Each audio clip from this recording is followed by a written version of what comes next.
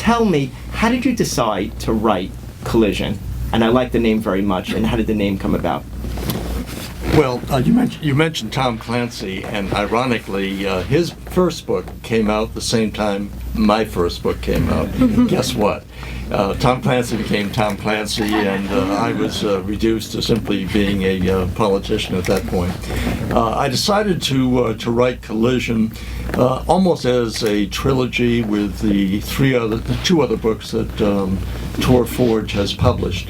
And it's always been about something of a calamitous nature that I worried about. For example, when I was at the Defense Department, I was always asked the question, what keeps you awake at night? Yeah. My answer was a nuclear bomb destroying an American city. Well, obviously I couldn't write that at the time, and so I waited until I finished office and then decided to write a novel called Blink of an Eye, in which I have a nuclear bomb that destroys the city of Savannah, Georgia. And then the President of the United States has to decide in a very short period of time, how do I, number one, who did this? You have to identify first. How could they have done it? Why did they do it? And what do we do about it? And so the issue was, in a very short period of time, you've got to make all of these decisions. And the one to respond is perhaps the most important, because pressure is going to be on to attack somebody who has just attacked you. Well, what if you don't know who did it? Do you simply attack someone you think, etc.? So that was an issue in Blink of an Eye. Collision came about as a result of my reading about and thinking about a different type of catastrophe, and that is a greater awareness of asteroids. That you've probably seen movies about it. Bruce Willis was in Armageddon. There's been Deep Impact. Many books have been written about asteroids, but they are a potential threat, and they are one that we can defend Earth against if we have enough time. And so the issue becomes, can we identify asteroids, and there are about 1 million of them out there. Congress dictated back in 2004 that NASA should try to identify and track the ones that are roughly, I would say, from home plate to center field in Yankee Stadium.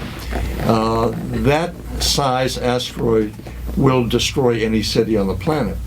When they get bigger, if you're talking about 1 kilometer or 3 miles, that's lights out time for the world.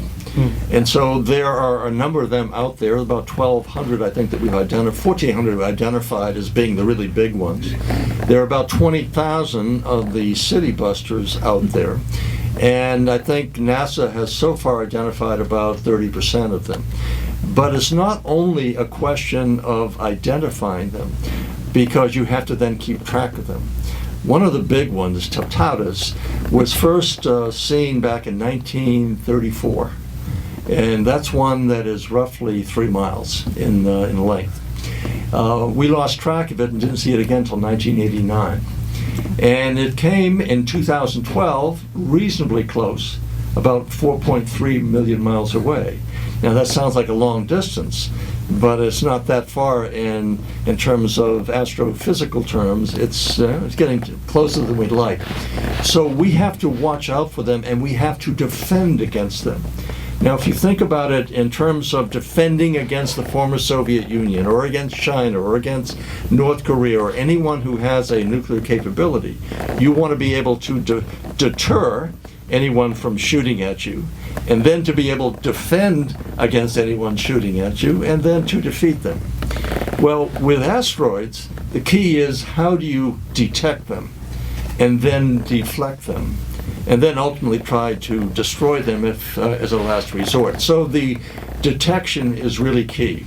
What has gotten my attention is the fact that not only are we, the United States and other governments, looking to mine asteroids in the not too distant future. President Obama, for example, he has a program that would mine an asteroid by 2025. That's just 10 years from now.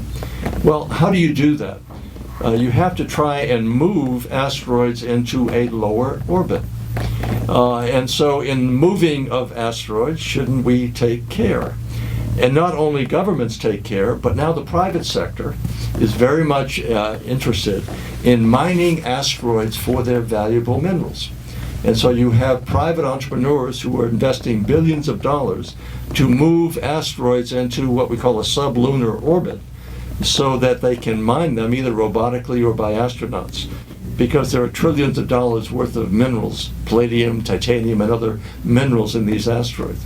So it occurred to me that what if someone, an entrepreneur, billionaire, is moving an asteroid into an orbit, and then a whistleblower discovers, another brilliant astrophysicist, determines that the orbit in which it is going to be moved will put it into what they call a gravitational keyhole, and send it on its way into an orbit to collide with the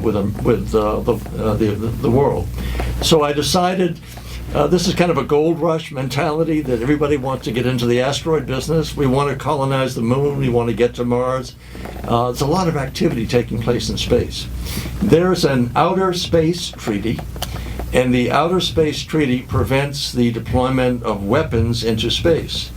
But there's nothing said about commercial activity in space. So, you know, if I'm going to invest billions of dollars and I get to an asteroid, isn't it mine?